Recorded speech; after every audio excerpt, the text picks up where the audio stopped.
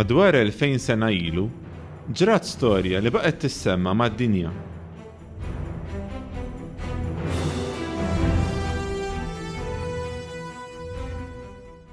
Din l-istorja ma ġratx f'xi belt kbira jew famuża, imma fi provinċja mill-iktar remoti tal-Imperu Ruman. Il-Ludija, provinċja fqira magħrufa għall-instabilità kbira tagħha. F'din il-provinċja kellha tiġri l-ikbar storja tal-umanità.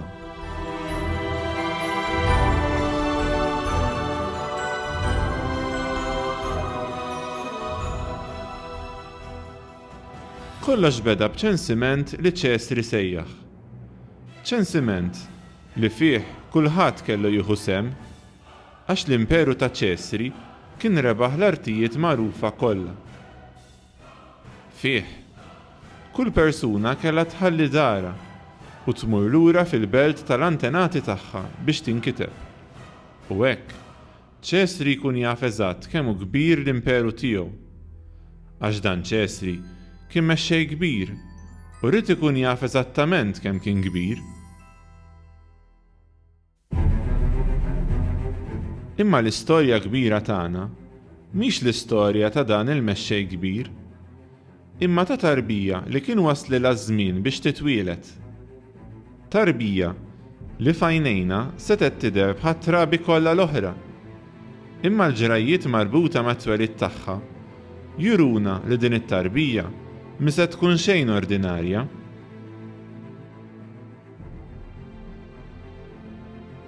Id-diffikultajiet mal-ewwel deru evidenti.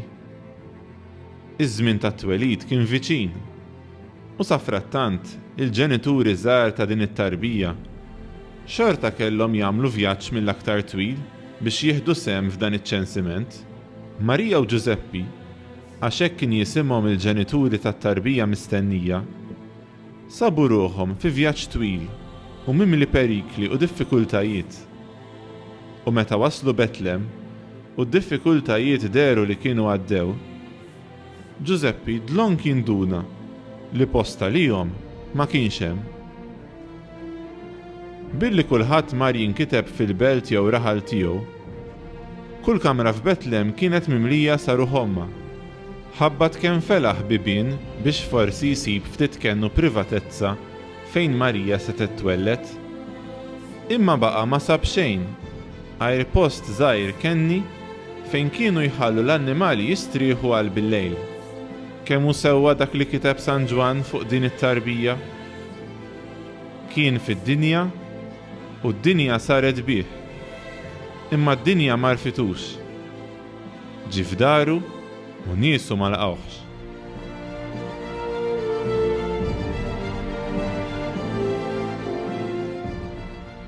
Kemm jikerawx li ħaddieħor tant ikun medi fih innifsu li ma jagħti każ ta' xejn aktar. Hekk ġralhom il-familja mqazza fl-ewwel miliet. Kien hemm tant nies li setgħu jgħinuhom imma ħadd m'għanduna bihom.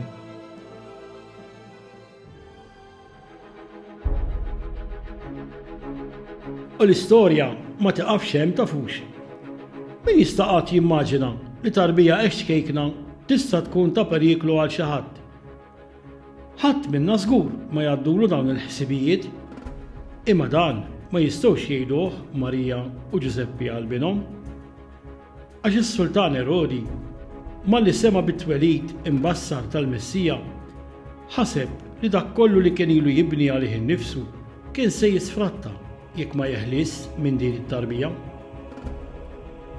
Il-biċċa kibret mhux ħażin għaliex dan Erodi sejjaħ lill-orrif u stħarreġ l-affarijiet għalih innifsu.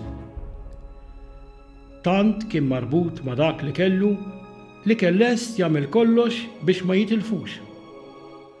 Tista' tkun aktar beżżieħ? Hekk għamel u bi pjan malizzjuż ftiem ma' tliet maġi biex la darba jsibu lit-tarbija u iqmuha jerġgħu lura għandu ħalli jgħidulu fejn qiegħda. Imma dan mhux biex imur jadorah, imma biex fil-kwiet u s-satra jibgħat lil min jeqridu. Imma Alla kellu pjan differenti għall-aħħar.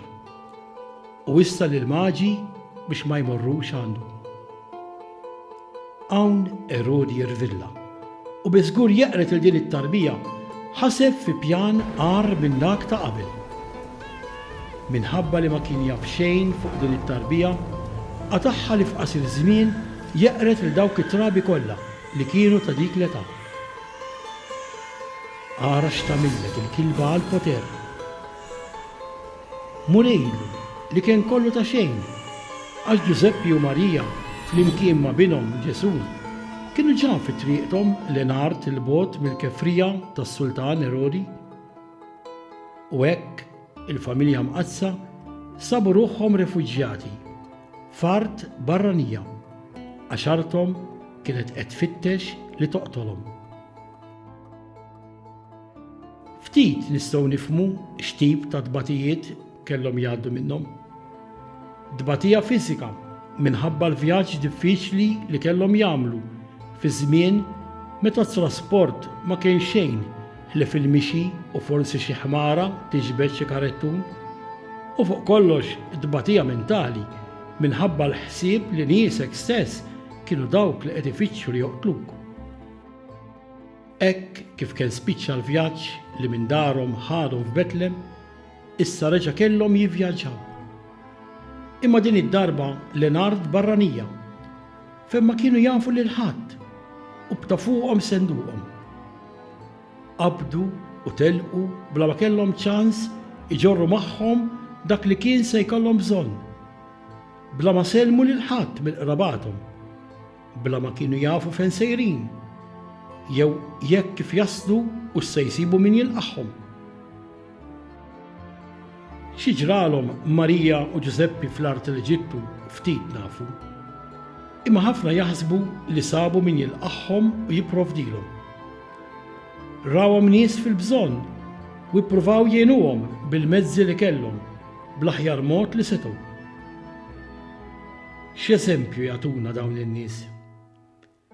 Mingħajr ma jafu kienu qed jgħinu lil dak li għad jibdel id-dinja darba għal dejjem.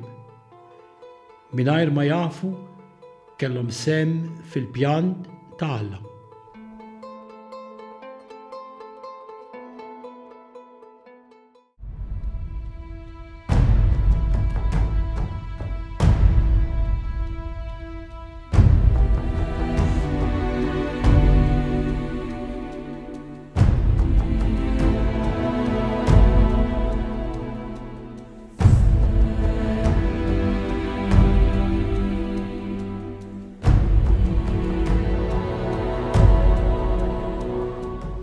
U din l-istorja mhix xi waħda li m'għadix tiġri fi żmienna. Għad li għaddew tant snin, dak li għaddew minnu Giuseppi, Marija u Ġesu, għad hawn ħafna nies li għaddu minnu. Kull sena, tgħidx kemm nies jaslu fuq xtutna ifittxu post aħjar minn dak li ħallew. Bħal familja mqazza, ħafna minnhom qed jaħarbu inġustizzji kbar. U kull meta nisimgħu b'xi numru li waslu f'pajjiżna, mill-ewwel tisma' qatt kbir ta' nies jikkummentaw. Għalkemm dawn mhux dejjem jaqblu bejniethom, għax filwaqt li hawn min isostni li pajjiżna ma jiflaħx għalihom, jew inkella li dawn qed jaħlu r-riżorsi żgħar tagħna, fl-istess ħin tisma' nies li jħarsu lejhom bħala barka għax joffrulna l-possibilità li ngħixu l-akbar kmandament li tagħna s-Sinjur Alla, l-imħabba.